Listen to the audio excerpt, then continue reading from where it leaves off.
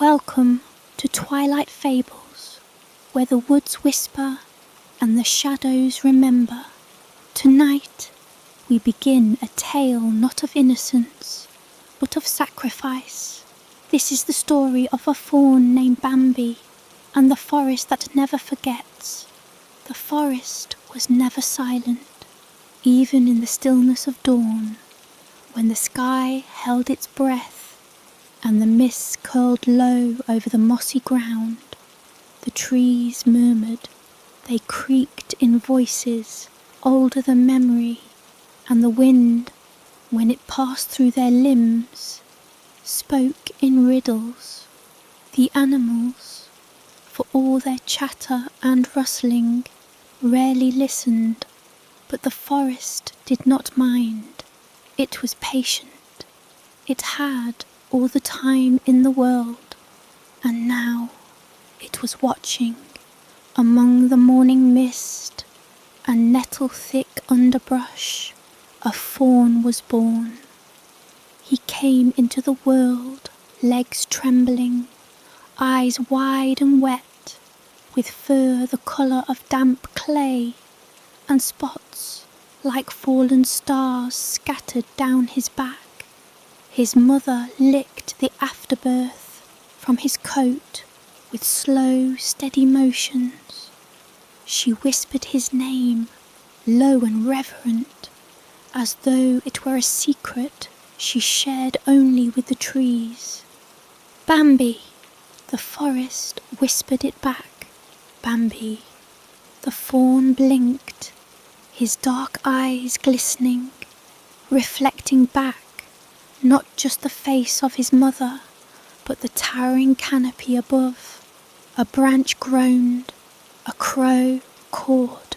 Somewhere distant, something moved that shouldn't have.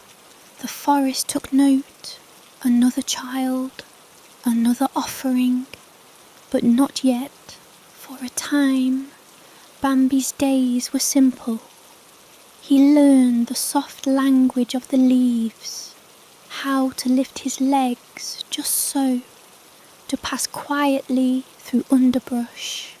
His mother taught him which berries bloomed with safety and which curled like fists in the stomach. She taught him to run, fast, always fast, but only when the forest stopped whispering, because when the forest went quiet, the real danger had come. In a glade that pulsed with golden light, Bambi watched butterflies chase the sun. He chased them too, awkward in his steps, but delighted by the fluttering wings that always stayed just beyond his reach. His mother nibbled at the edges of a wild thyme, her ears rotating like radar with every rustle. "Why do you always listen like that?" Bambi asked. She smiled faintly, but her eyes didn't soften. "Because one day the forest will stop talking, and then you must run." "But why?" She didn't answer. Instead, she pressed her nose to his. "Promise me you'll run." He hesitated, then nodded. Later that night, as stars threaded themselves into constellations and the moon bathed the branches in silver, Bambi awoke to a sound he couldn't place. Not the usual rustle of wind or skitter of fox. It was humming, a low, thrumming song that seemed to come from beneath the soil. It wound its way up his legs, through his chest, until it buzzed in his teeth. He looked to his mother, but she was asleep, her breath shallow, her ear twitching once in her dreams. Bambi rose on wobbly legs and stepped out of the nest they'd made from bracken and fern. The forest was glowing, not brightly, not like sunlight, but with a faint phosphorescence that seeped from the bark of trees and the veins of leaves. He followed it, drawn forward like a moth to flame. The humming grew louder, layered now with something else. Voices, perhaps. No, not quite words, but meaning.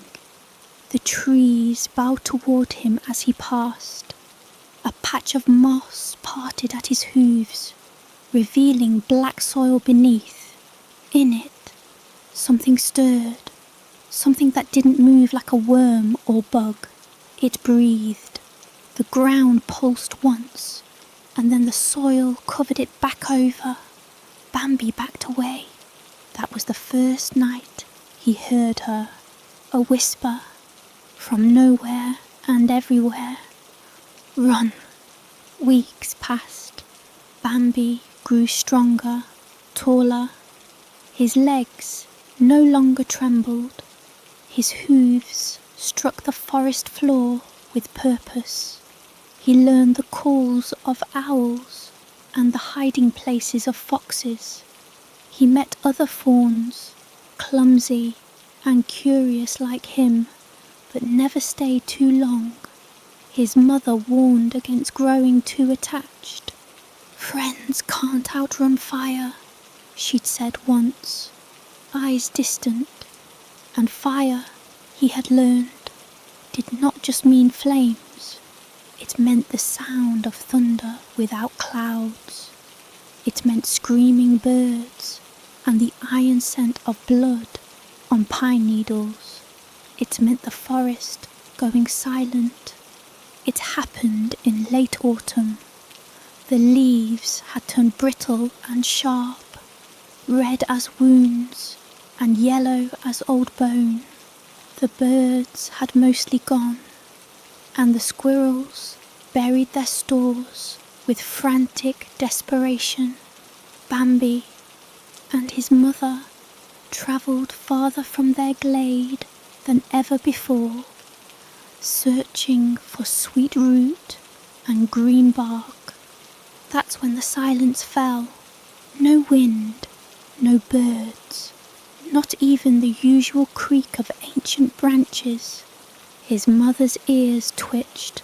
Her whole body went still. "Bambi," she whispered. "Run." He didn't argue. His legs moved before his mind caught up. Behind them, the forest erupted, branches snapping, a deep howl of something mechanical and unnatural tearing through the trees. Something barked, something else screamed, and above it all, a single sharp crack, like a bolt of lightning striking the earth. His mother shoved him through a wall of brambles. He cried out, thorns slicing his side, but he kept running. She was right behind him until she wasn't. He turned once. She turned to face the sound. Another crack. She fell. He didn't remember how far he ran, only that his legs gave out when he reached the hollow under the ancient elm. The same tree he'd once thought had eyes. Now it truly did. Knots in the bark opened slowly as he wept, forming eye-shaped hollows that watched him. No wind stirred, but the branches above bent, curling like protective fingers. Bambi sobbed. He called for her, again and again.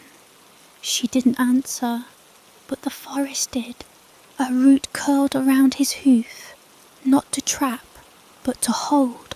A whisper, softer than snow. "Now she belongs to us." The next morning, Bambi woke cold and alone. The sun filtered through the branches in pale stripes. The world looked the same, but he did not. His side still bled where the thorns had cut. The forest had wrapped leaves over the wound in his sleep, a rudimentary poultice. He did not remember dreaming. He remembered her falling. He remembered the sound of her body hitting the leaves. He He remembered the silence that followed. He didn't cry again. Bambi wandered for days. The other deer had vanished. The glades were empty. Even the foxes were gone. The forest itself seemed to hold its breath, watching him pass. Trees leaned in closer than they had before. Roots buckled the ground where he stepped, like they were guiding him somewhere. He began to see things, shapes in the bark that looked like faces, antlers sprouting from trunks, eyes that blinked, then vanished. Once he saw a patch of moss rise and fall like it was breathing. When he stepped closer, the moss whispered, "She sleeps beneath." That night, he returned to the clearing where his mother fell. There was no body, just red leaves pressed flat into the dirt, and a circle of mushrooms he didn't remember seeing before. They glowed faintly, pulsing. He stepped into the circle. The air went cold, and then she spoke, not aloud, but through the rustling of leaves and the bending of grass. "My Bambi," he trembled. "Mama, I see you. I see through you. You must listen." The trees around him groaned. The forest chose you, as it chose me, as it chose the ones before. We do not die here, we become. He shook his head, backing away. "No, no, you died. I saw you. I fell, yes, but I was not the first. The forest remembers all." Roots coiled around his hooves again, firmer this time. "It fed on me, my memories, my warmth, my voice. It feeds on all of us eventually. But you are to be its voice. I don't want this." "Then run." He remembered the word, the one she'd always taught him. Run. So he did. He ripped free, bolted from the circle, lungs burning, heart pounding. Behind him, the trees did not return to stillness. They reached, they followed, and in the quiet between footfalls, he heard her again. "You can run from the hunter, Bambi, but not from the forest. The forest would wait. It always did, because the forest remembered. And now, so would he." Branches didn't lash out at him. They moved aside. Roots shifted to give way. The ground no longer felt like something beneath him, but something with him, watching, guiding. And yet, every step he took, he felt more lost. Not in space, but in time. The sun seemed suspended in the same place, a molten smear behind clouds that never shifted. No bird sang, no frogs called. Even the insects, usually humming with ceaseless energy, were absent. It was a silence so deep, it pressed against his ears like cotton. He staggered into a clearing he didn't recognize, though he should have. The tree at its center was massive, its trunk thicker than any he'd seen, gnarled with veins like ribs, bark the color of dried blood. From its branches hung strips of hide, some furred, some hairless. He could smell them before he saw them, sweet rot and iron. A circle of antlers ringed the base of the tree, woven together like a crown, all different sizes. Some snapped, some charred, some still clung to bits of skull. He turned to leave and froze. something stood between the trees on the opposite side of the clearing. Not a predator, not a hunter, another deer, but unlike any Bambi had seen. It was old, not just in age, but in shape, in essence. Its antlers were enormous, curling like twisted branches. Moss grew from its flanks. Fungi bloomed along its spine. One eye was pale and blind, the other flickered with a gold. So deep it seemed bottomless. It stepped forward.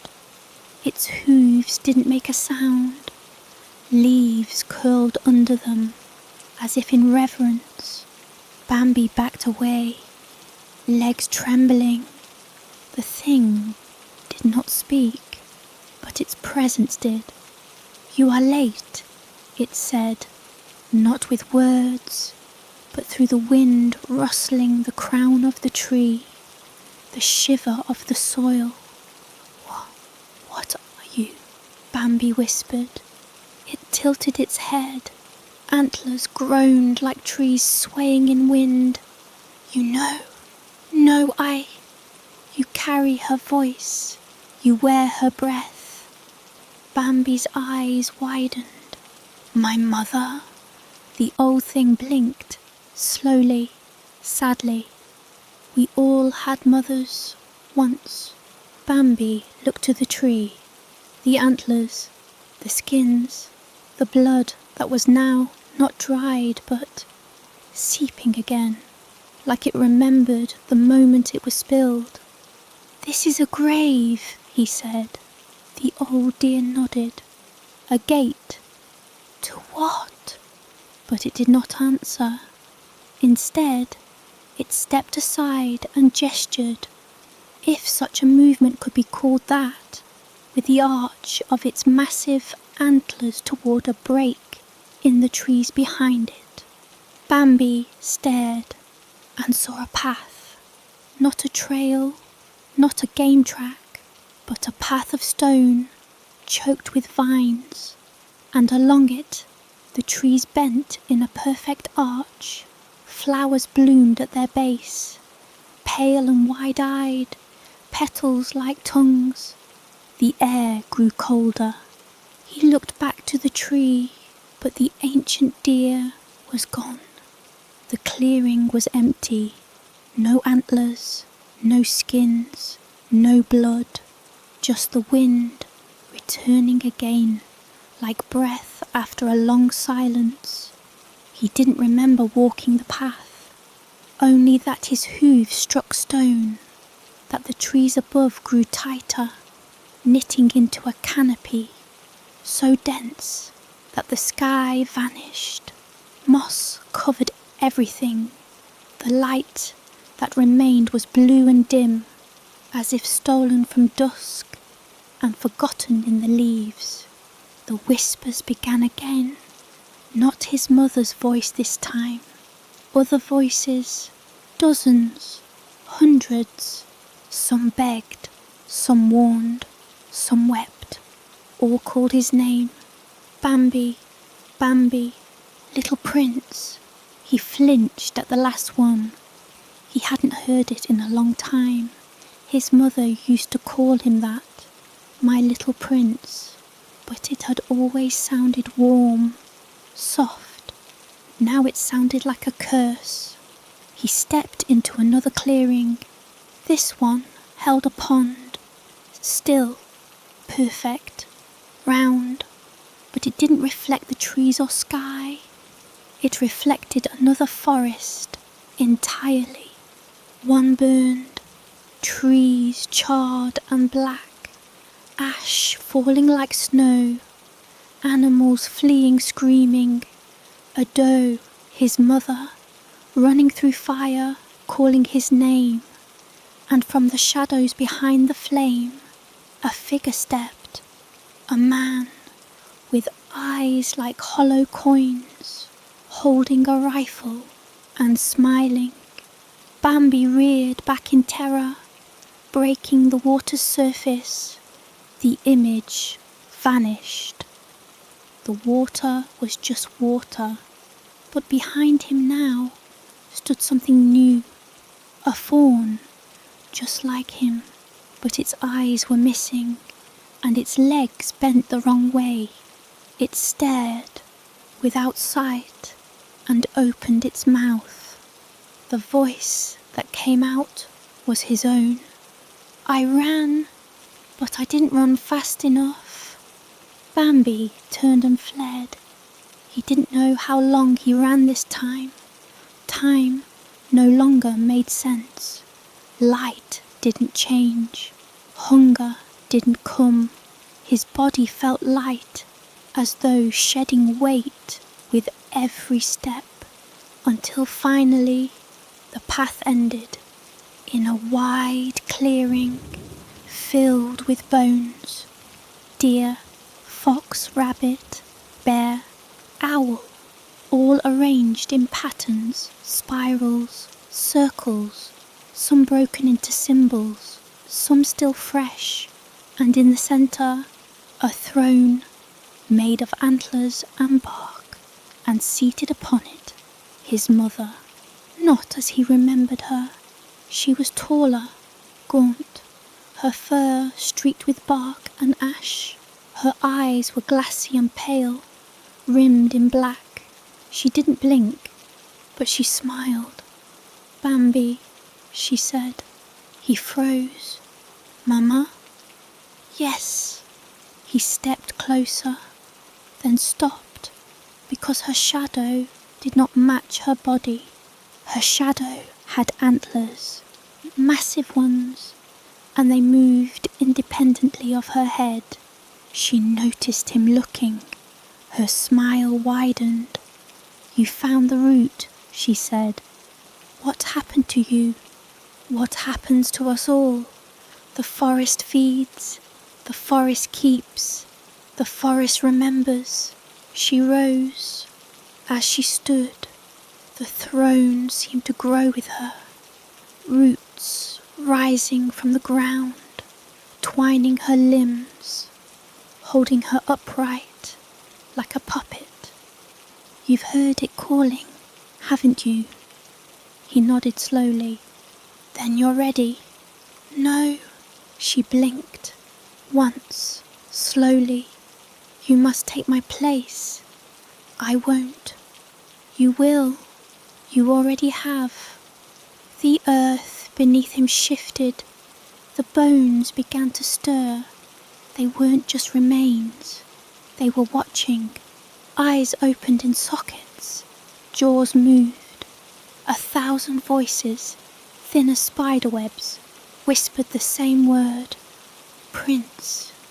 He turned to run, and the roots caught him. Not violently, not forcefully, like arms, soft, gentle, relentless. He screamed. His mother watched, eyes serene. You must listen now.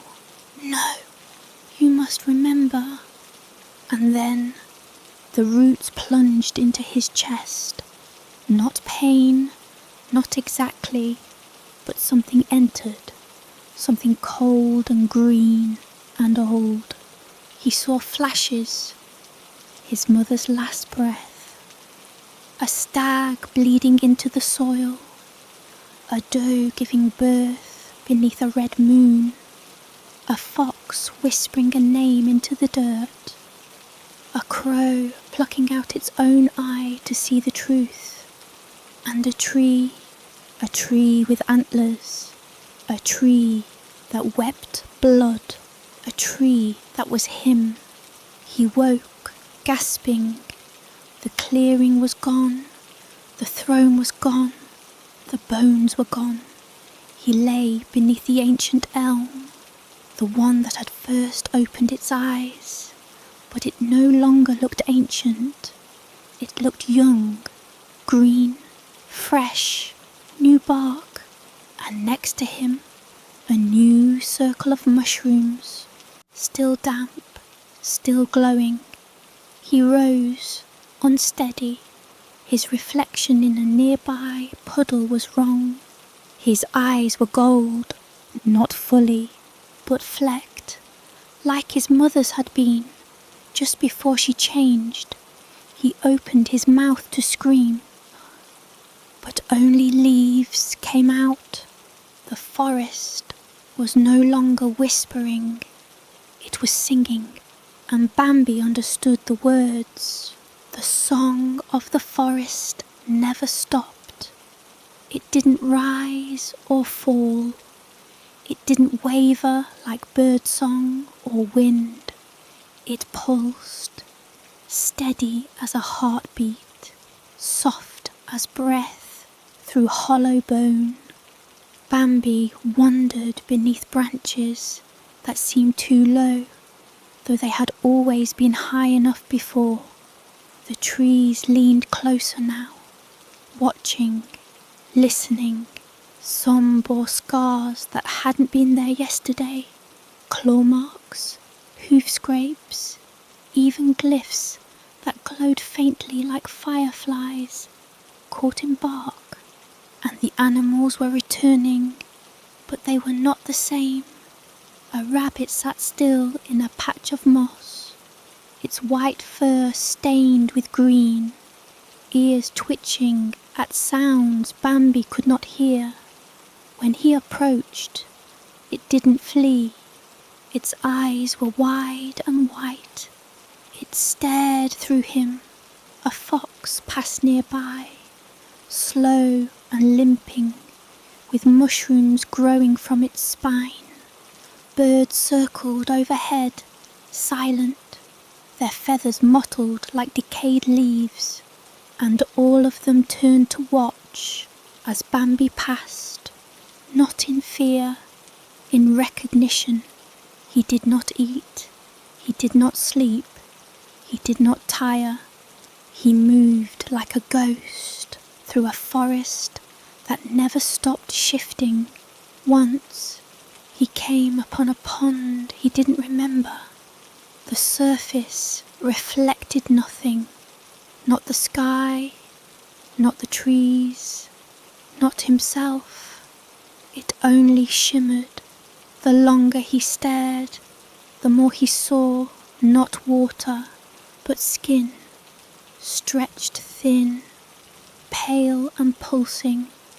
Something moved beneath it, slow and steady. A heartbeat. He left quickly. Sometimes Bambi heard her, not just his mother, others, doe, buck, fawn, voices that whispered not in words, but in roots, in rustling leaves, in vines that curled to form syllables. They said things like, "He is waking, the crown must pass. You are the root and the bloom. Feed us." He didn't know what they meant. Or maybe he did, and just didn't want to. It rained, a black, silty rain that smelled like blood and sap. The droplets hissed when they touched stone. Flowers opened wide to catch them, their petals twitching in anticipation. Bambi stood in it and let it soak his fur. It didn't feel wet, it felt heavy, like the weight of memory. A deer stepped out of the trees, young, like him, fur golden red, eyes clear, alive, truly alive, not yet touched. They stared at one another. She tilted her head. "Are you real?" "I don't know," Bambi said. She stepped closer, cautious. "I haven't seen anyone in days. I thought I was alone." "You're not? I think something's wrong with this forest." He said nothing. "I keep seeing things," she whispered. "Shapes in the trees, faces in the rocks, and there's this song I can't stop hearing." He nodded. "It doesn't stop," she said. "It's beautiful, but it's not right." She looked at him then, really looked. You've heard it too. He nodded again. You're not like me, she said. You've been here longer. I was born here, he replied. It remembers me. She flinched. Don't let it touch you, she said. Promise me, don't let it inside. He almost warned her then, almost told her to run, but before he could speak, the trees shifted, the clearing darkened, the ground swelled, and the song stopped. From the forest's edge, a shape emerged, a stag, massive. Its antlers were not bone, but wood, gnarled and tangled, blooming with thorns. Its chest was hollow, and within it beat a heart made of roots. Its eyes were glowing pits. It opened its mouth, and the air turned cold. The young doe gasped, turned to flee. Too late. Roots burst from the ground and coiled around her legs. She screamed, thrashing. Bambi moved, instinct taking over, but the stag's gaze froze him in place. It didn't speak. It didn't need to. Its eyes poured memory into him like molten tar. A young buck falling beneath a blade.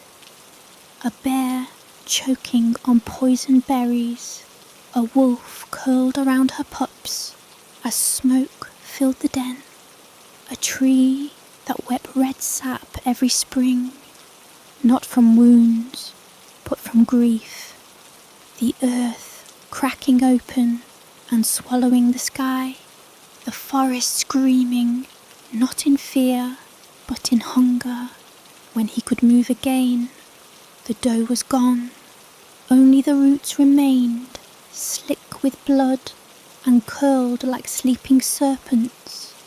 The stag vanished, but the song resumed, louder than before, and Bambi finally understood. It wasn't singing to him, it was singing through him.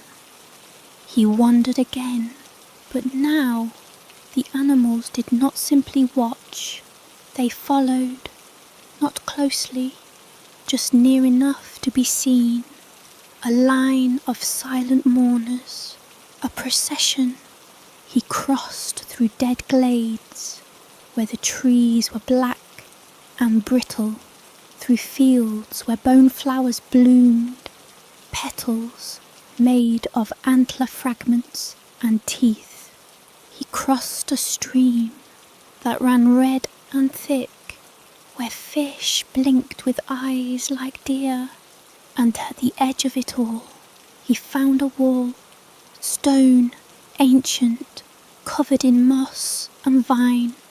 It stretched beyond sight in either direction, and at its centre a door, wood, cracked, carved with symbols he didn't know, but felt. He pressed his head to it. It opened. The space beyond was not forest, not truly. It was older. The trees here were skeletal, their bark smooth and white like bone. The sky was grey, with no sun or moon, only light without source, and everywhere statues, deer, fox, bear, owl, rabbit, all carved of wood or stone or some mixture of both, all posed as if mid-motion. Some looked afraid, others looked peaceful. At the centre stood a circle of standing stones, and in the middle a crown made of antlers, vines, thorns, hovering above a stump, waiting. Bambi stepped forward. The ground pulsed beneath his hooves. The statues watched. He reached for the crown. Something grabbed him. A hand, a human hand, rotted, twisted, clad in hunter's cloth. The man from the vision. He rose from the soil like a corpse, pulled from the grave, his face cracked, hollow-eyed. His rifle hung across his back, rusted and overgrown with moss. He didn't speak. He opened his mouth, and the forest spoke through him. You must choose. Bambi trembled. Choose what? The corpse leaned closer. Sap dripped from its eyes. To feed us or to become us. He looked to the crown. It pulsed. He looked to the hand. It cracked. He closed his eyes. I don't want to become anything. The corpse whispered. Then you will become nothing. It lunged. But Bambi moved, faster than he ever had. He ducked beneath the grasping arm, charged the stump, and leapt. The crown met him in mid-air, and as it touched his head, the world split. Light, fire, bone, bark, a scream. His, the forest's. He was falling. He was growing. Roots tore through his hooves into the soil. Antlers burst from his skull. Not bone, but bark. His spine lengthened. His eyes burned. And when he opened his mouth, the song came out. The real song. The true one. The song of hunger, of memory, of sacrifice. And far away, in another glade, a fawn was born. Its mother licked it clean, whispered its name, and the trees around them sighed, waiting, watching, remembering, somewhere far from the place where crowns floated and corpses whispered. Another fawn opened its eyes. Its fur was pale, nearly white, and it took its first breath in silence. Its mother, young, frightened, nestled it close against her flank and waited for a sound, any sound, to assure her she hadn't lost it before it began. And finally, the fawn gave a soft, wet cough. She exhaled, but the trees did not. They leaned in, as if curious, as if tasting. She did not notice how the leaves above stopped moving, though no wind had ceased. She did not see the way the moss turned to face the newborn like flowers toward the sun. But the forest did, and the forest remembered. Bambi stood in a glade that did not exist on any path. Old or new, the world was still again, frozen. Above him, the canopy had turned black, not like night, but like ash, and hung low, sagging with the weight of memory. He wore the crown of antlers and bark. He did not feel its weight. He felt its purpose. Each thorn that curved from its surface held a thought, a moment, a death. Some were his, most were not. He had tried to take it off once. It had bled, not him, the crown. It wept green sap and whispered a single word. Stay. He walked now with silence behind him and silence ahead. No animal followed, no tree moved. Even the song had quieted, but not out of peace, out of anticipation. Something was coming, or maybe someone. The pond returned, or perhaps he returned to it, but this time it showed not a reflection of fire or flesh, but of himself. He was taller, thinner. His fur had turned darker around the edges, like bark curling at the base of a dying tree. His legs looked longer than they should be. His spots had faded. His eyes were no longer fully his. Gold flickered in their depths, always watching, even when he blinked. He didn't recognize the thing he had become, but he didn't fear it. That frightened him most of all. A rustle behind him, not leaves, not wind, footsteps. He turned, and there she was, the doe from before, the one who had screamed, who had begged him to run. Only she hadn't died, not fully. Her legs still bore the marks of the roots that had dragged her under, but her body was whole. Her eyes were not. They were glassy, too wide, too still, and they were filled with light. She walked toward him, slow, careful. Her breath came in shallow gasps, as though remembering how to inhale. She stopped a few paces from him. "I've seen it," she said. Her voice was not her own. It was layered, braided with others. "I saw the river of teeth, the crown of bone, the stag who walks without hooves. I saw the first seed fall from the mouth of the sky." Bambi stepped forward. She didn't flinch. "I didn't run," she whispered. "I should have, but now I know." Bambi asked, "What do you know?" She smiled, not cruelly, not sadly, almost with peace. "I know you." And then she fell apart, literally. Her skin peeled back like paper left in rain. Her body crumbled, not into blood or flesh, but into leaves. Each leaf bore a face. Each face spoke, and then the wind came and took them all. Bambi did not weep. He could not. His tears were gone, replaced by sap. He walked deeper into the forest. Every tree turned to follow him. He came to a hollow he remembered, his birthplace. But it was wrong now.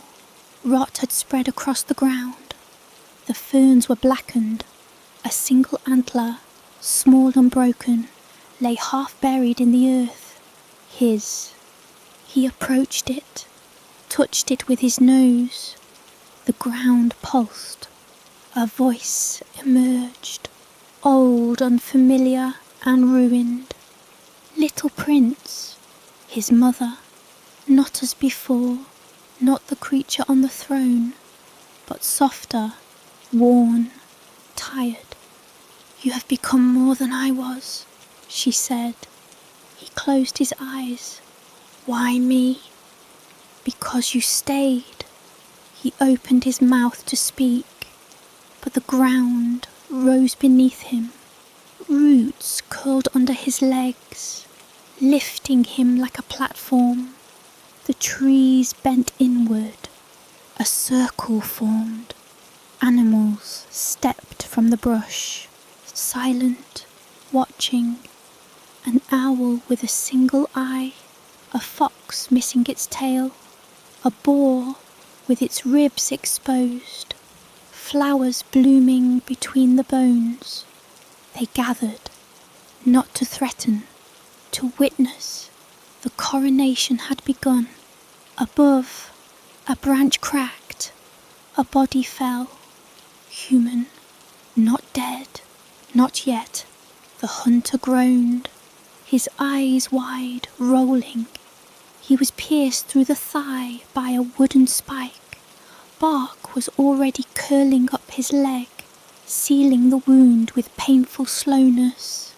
Bambi stepped toward him. The hunter flinched. "You," the man rasped. "You're one of them." Bambi said nothing. The man's voice broke. "Please, help me." He reached out. His hand touched Bambi's leg, and Bambi saw everything. A boy, alone in the woods, starving. A shot, a deer falls, a taste for it, for killing, a need to control what wouldn't obey, the joy in watching something run, the hatred of the stillness in death, 1,000 lives taken, forgotten. Bambi trembled. The hunter wept. "I didn't know," he whispered. Bambi lowered his head. "I remember you," he said, and with that the roots surged up. They pulled the man down, gently, not cruelly, lovingly, like earth welcoming a seed. His screams were short, his breath was brief, and then he was part of the forest. The moss grew faster there. The sky cracked. A thunderless boom rippled overhead. The animals bowed. The trees bent. The roots beneath him pulsed 3 times. And then the song returned. But now it was his voice within it. Bambi lowered his head. The crown tightened. The leaves of the forest curled in joy. And somewhere far away, another fawn was born. Its first breath carried a note, low, distant, a hum. It didn't know the melody, not yet, but the forest would teach it, because the forest remembered. And now Bambi did too. Time moved differently now. Or perhaps it didn't move at all. Bambi stood beneath a sky so thick with cloud and shadow that it resembled tree bark. More than sky, the moon had not shone in weeks, nor the sun, yet the forest glowed, not brightly, just enough to see, enough to follow. The crown he wore did not burden him. It grew with him. New thorns curled like blooming branches, spiraling from his skull, each tipped with a memory not his own. When he walked, the earth didn't crunch beneath him. It yielded like a lover. When he breathed, the wind shifted to carry his scent. The forest had accepted him, but acceptance was not peace. He walked paths no deer had tread in generations, places whispered about by owls and avoided by wolves. He came to a ravine, split open like a festering wound. From within rose the sound of whispering, dozens, perhaps hundreds, voices curling over each other like vines. He peered down. At the bottom lay a tangle of antlers. They moved, they twisted and breathed, scraping against stone, bloodless, rooted, still alive. Eyes blinked between the tines, some old, some fawn small, a sacrifice pit. He remembered it, though he had never seen it. He'd dreamed of it once, as a calf. From the edge of the ravine, he heard a rustle. He turned and saw the squirrel, just a squirrel, brown, twitchy, too thin. It blinked at him, and then it spoke, not in words, not like the others, but in emotion, terror, hunger, grief. The squirrel clutched something in its claws, a stone acorn, too heavy for its small body. It placed the acorn at the edge of the ravine. and jumped in. No scream, only silence.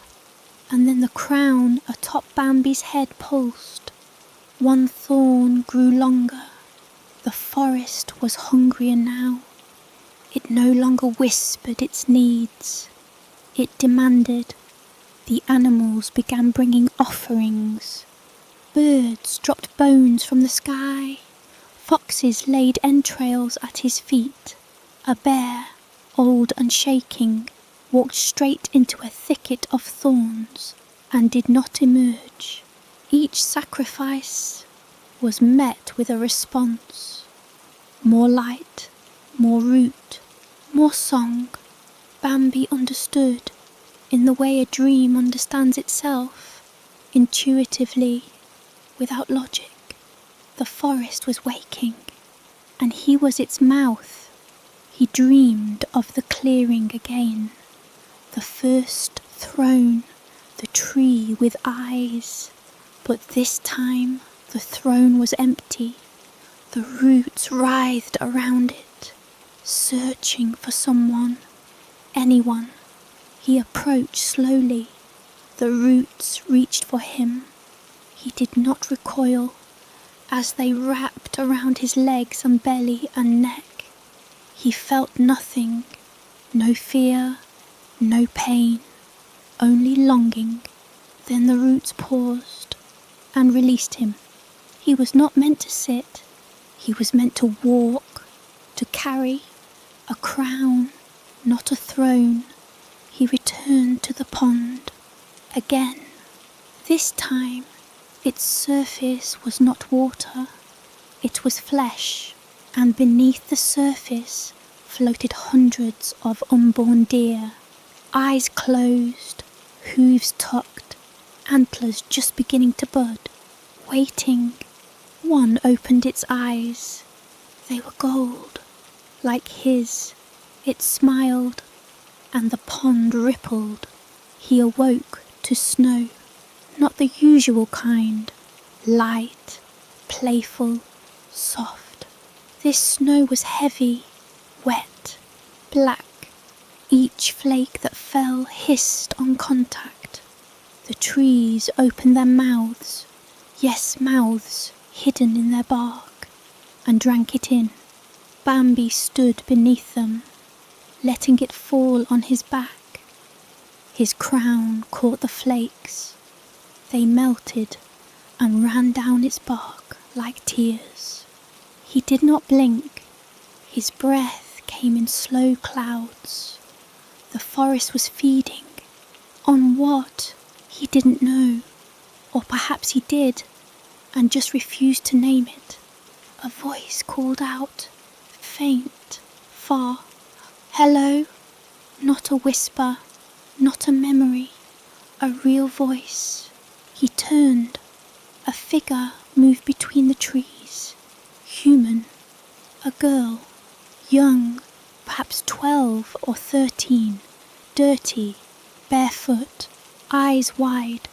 She stumbled into the glade, arms crossed over her chest for warmth. Her breath steamed in the cold. When she saw Bambi, she froze. Her eyes widened further and then softened. "You're beautiful," she whispered. He didn't move. She stepped forward, slow, careful. "You're not like the others," she said. He said nothing. She smiled. "I've been alone for days, weeks, maybe. I don't know. Everything is wrong. I thought I'd never find anyone." She sat beside him, unafraid. The forest hushed. Even the trees stopped creaking. She looked up at his crown. "Are you a god?"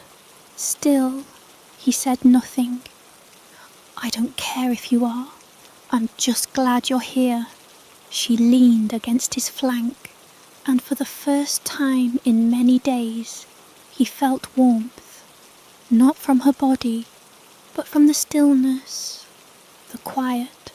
She fell asleep beside him, and for a moment, just a moment, the song stopped.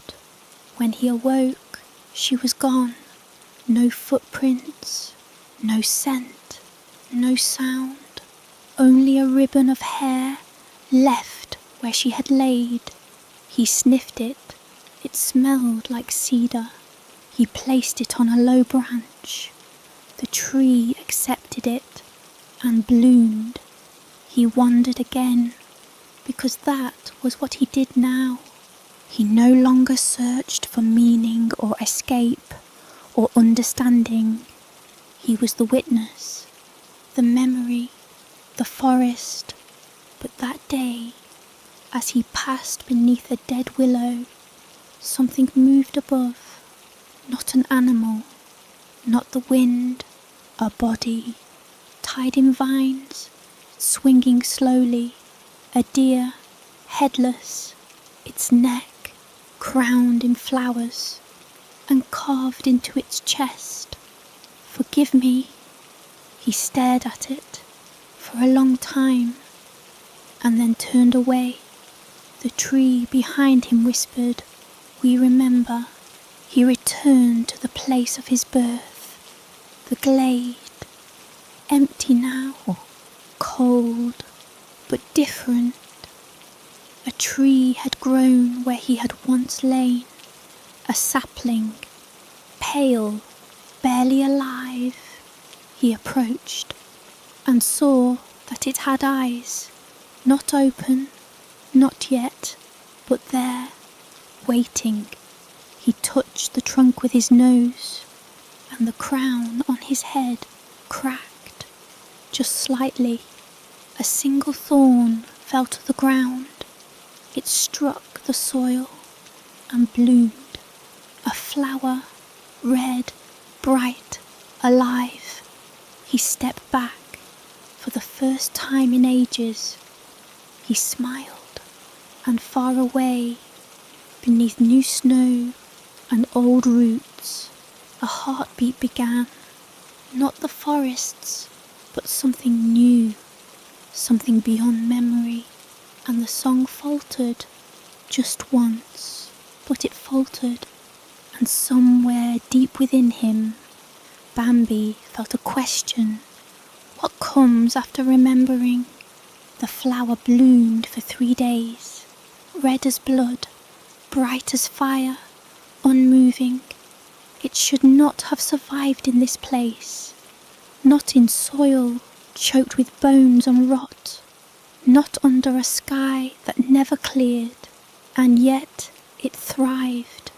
Its petals remained unblemished. Its stem refused to bend. It drank nothing, and still it lived. Bambi returned to it often.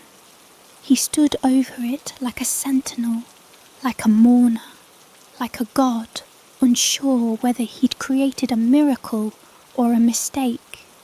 The forest did not approve. The song grew dissonant. Wrong notes entered it, sharp, shivering chords that left the air trembling. Trees began to twist in place, bark splitting in spirals, sap leaking in slow weeps. Birds flew in panicked circles. Wolves howled without meaning. Even the oldest things, those who had long learned to move with the rhythm of root and memory, began to pause, because the flower was not part of the forest. It was something else, something the forest had not remembered, and yet Bambi could not bring himself to destroy it. Even when the animals gathered in silent semicircles around it, even when the trees leaned so far inward they nearly touched, even when the crown on his head pulsed in protest, he would not uproot it, because it had come from him, from the thorn that had fallen, a piece of his crown, a splinter of his memory, and it had chosen to become this. He slept beneath it, the first true sleep in seasons, No dreams, no whispers, only silence. When he awoke, the sky was different, lighter, not blue, but grey, honest grey, and the clouds moved again. The sun did not shine, but its pressure returned, distant, faint, but real. He could feel it, barely, beyond the layers of ash. The forest shifted, uncertain, unready, and Bambi realised something else. The song was not gone, but it was listening to him. He stood. The crown had changed, thinner, sharper, less like bark, and more like bone now, lighter too, and no longer rooted in him. He could take it off if he wished. The thought made him shiver, not in fear, in possibility. That day he walked with purpose, not as a wanderer, not as a servant of memory, but as a question. The forest reacted.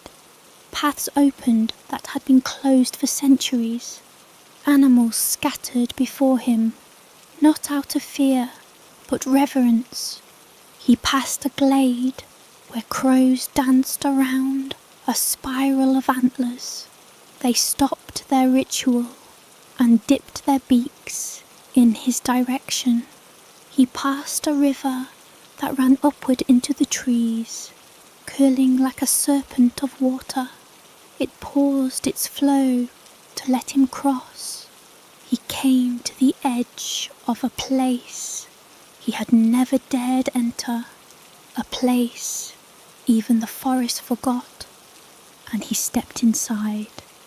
The air was warm, not sickly or humid, gentle.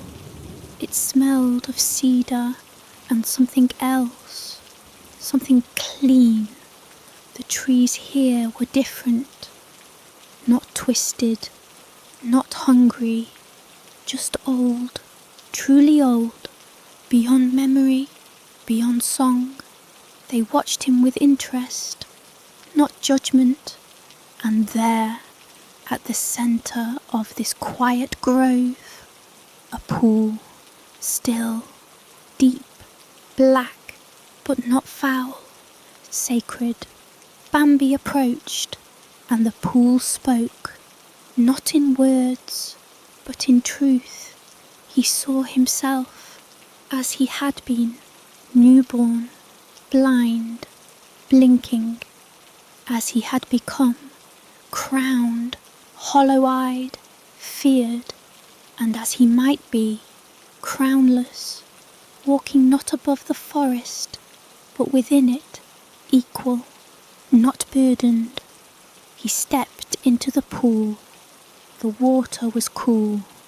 With each step, the crown on his head grew lighter. By the time it was submerged, it floated, and then dissolved, not vanished, released. The pool accepted it, took it, remembered it, and Bambi stood alone, truly alone, for the first time since he'd taken the throne, and he breathed deeply. When he stepped out, something had changed. His fur was no longer streaked with bark. His antlers, still sharp, still curled, were lighter. The gold in his eyes had dimmed, but not disappeared. He was still part of the forest, but not its prisoner. He turned toward the trees and waited. They did not attack, they did not sing, they listened. And Bambi spoke, not with his voice, but with his presence. He thought of the flower, he thought of the girl who'd vanished in the snow. He thought of the animals who had offered their bodies for a song they could not escape. And he made a decision. He would remember, yes, but he would also change. The forest needed memory, but it also needed choice. So he returned to the flower, still blooming, still perfect. Around it, the trees had withered. Black veins ran through the roots nearby, but the flower remained untouched. Bambi stepped toward it. The forest wailed. Wind screamed through the branches. The song turned into a dirge, shrill and furious. Trees twisted. The earth opened. From beneath the soil, shapes crawled. Ancient deer, twisted and gnarled, their bodies made of bone and regret. Their mouths opened in silence. They approached, but Bambi did not run. He stood. He lowered his head, and he offered himself, not as a sacrifice, as a witness. He opened his heart to the song. Let it fill him, let it see him, everything, the birth, the death, the memory, the fear, the hope. He let it all flow. The flower began to glow, a soft, warm light, and the spirits paused. One by one, they lowered their heads. The trees stopped screaming. The wind quieted. The song faded. And in the silence, something new began. A second flower, beside the first, yellow, bright, hopeful. Bambi exhaled. He stepped back. The earth steadied. The ghosts dissolved. And the roots beneath his hooves felt grateful, not greedy. For the first time in living memory, the forest did not want to take. It wanted to learn.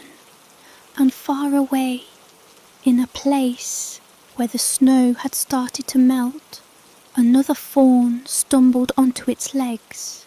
Its mother licked its fur clean, and when she looked up, the trees around her smiled, not with bark or mouths, but with stillness, the kind that said, "You are safe for now." And somewhere deeper still, Bambi walked, not as a king, not as a god, as a reminder that even in a forest of memory, something new could still bloom. The forest was quiet, not the tense silence that comes before a storm, not the dead hush that follows violence, a sacred stillness, the kind that settles after a held breath is finally released. For the first time in countless seasons, the trees did not sing, the roots did not twitch, the moss did not stir with secrets. They listened because something had changed. Beneath the twisted canopy and the grave marrow soil, new things were growing. Bambi stood between the two flowers, one red, one yellow. They glowed softly in the shade, untouched by the rot that had long defined this part of the woods. The soil around them had begun to clear, no longer slick with decay, but turning dark and fertile. A single bee had landed on a petal that morning. It did not die. It danced, then flew away, and from that point on, more came. Insects, birds, even a fox, a small one, thin and scarred, approached the clearing and sniffed the flowers with wide, cautious eyes. Then, incredibly, it lay beside them and slept. Bambi watched. He did not speak. He simply was. The forest had once remembered everything. Every drop of blood, every broken bone, every last breath, it had passed those memories on in its song, in its wind, in the pull of its roots. But now it was doing something new. It was choosing what to forget. The blood still lingered in the deeper places. The bones still sang in the ravines. But something had been set in motion, a slow erosion of sorrow, and at the centre of it stood the once crowned deer. Bambi no longer wore the crown, but the shape of it still remained, curled into the structure of his antlers, present in the slow, rhythmic rise of his chest, the golden flicker that occasionally shimmered behind his gaze. He did not lead, he did not command, but wherever he walked, the forest paused and followed. On the 4th day after the 2nd bloom, the sky cracked, not with thunder, with light. A beam pierced the canopy and landed directly on the yellow flower.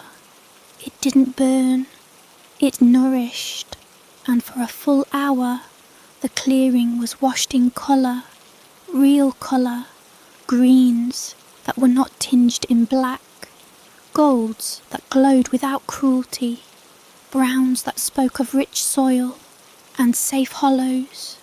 The animals came in waves, some from nearby, some from places so far, and twisted Bambi had thought them myths. Stag hares with vine antlers, wolves whose fur flickered like candle flame, a crow with no beak who sang like a flute. They came, and they knelt, and the flowers did not tremble, but not everything welcomed the change. In the deep glens, where no light had touched in centuries, something stirred, old things, things that remembered the before, when God still walked in fur and fang, when deer wore antlers like knives and drank from skulls.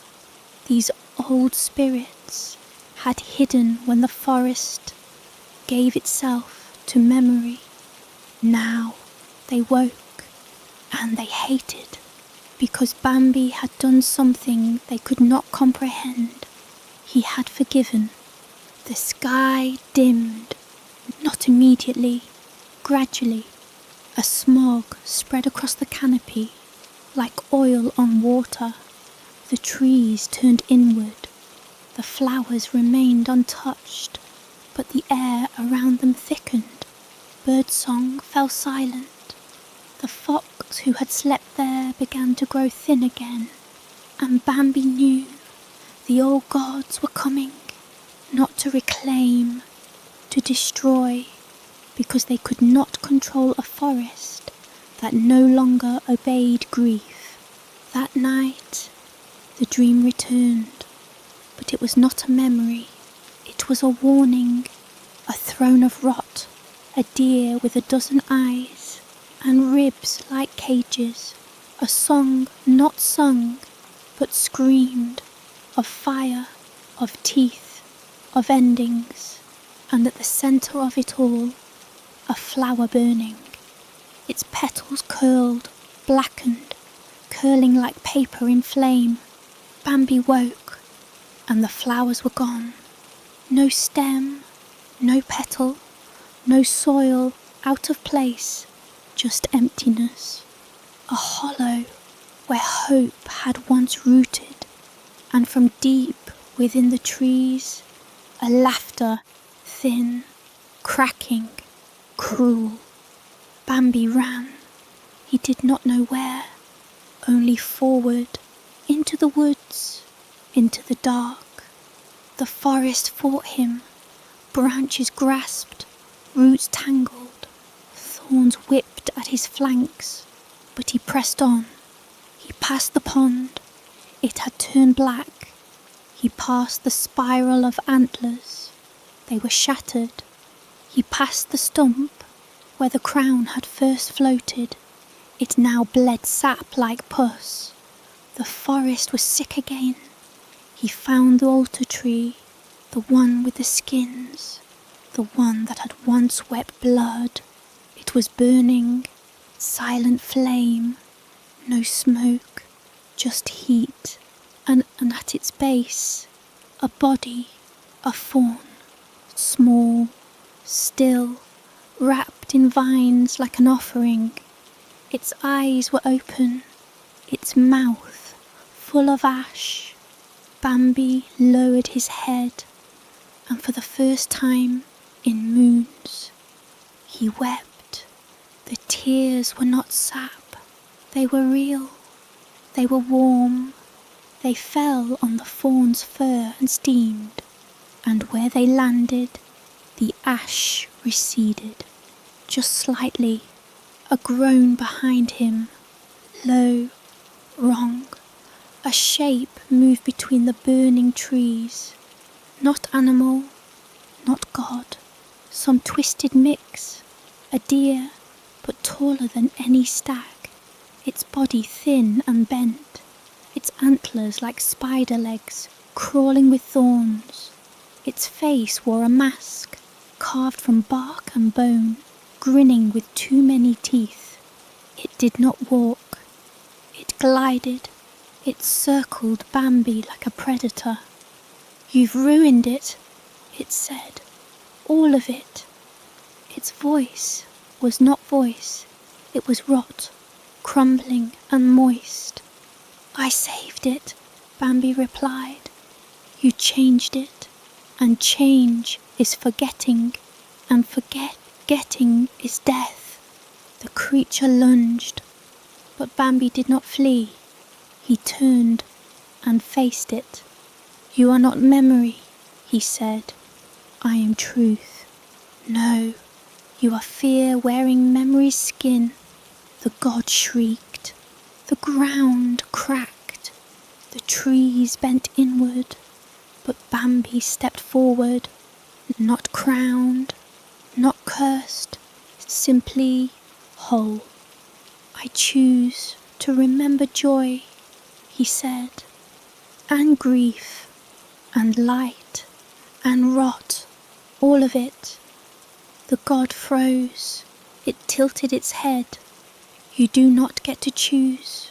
But even as it spoke, the soil beneath Bambi bloomed, a flower, then another, then 10, then hundreds, red, yellow, white, black, a garden of memory, of choice. The god began to shrink. Its antlers curled, its bark peeled, its mask cracked. "No!" Bambi stepped forward. "You are not forgotten," he said, "but you no longer rule." He touched the god's forehead, and it shattered. The forest went silent, and then the song returned, different now, still old, still deep, but gentler, richer. It included, and Bambi exhaled. The air smelled clean. He walked through the woods.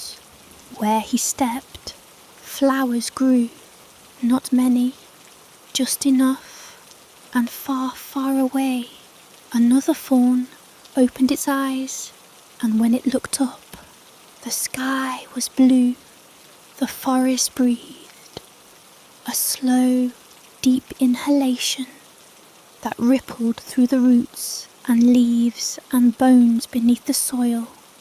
Bambi stood at its heart, no longer a crown upon his head, no longer a prisoner of memory. He was free. The sky was clearing. Light broke through the canopy, dappling the forest floor with gold and green.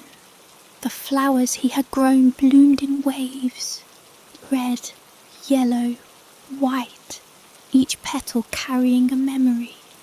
But now those memories were not chains. They were stories, lessons, hope. He saw the fawn, the one born beneath the blue sky, strong, bright-eyed. Its fur was a pure white with speckles of gold. It stepped into the clearing where Bambi stood. They regarded each other. The child knew nothing of crowns or curses, only the forest's breath. Bambi lowered his head. The fawn stepped forward and nuzzled him. Warmth spread through Bambi's chest like a spring thaw. The forest whispered, not in pain, not in hunger, but in promise. The ancient wounds would heal, the old songs would soften, the memories would live, not as chains, but as roots that fed new growth. Bambi turned. He walked the paths anew, not as a king, not as a god, but as a guardian, a reminder that even in the darkest woods, light can grow, and even in the heaviest memory, there is room for hope. The forest sang, and this time Bambi joined.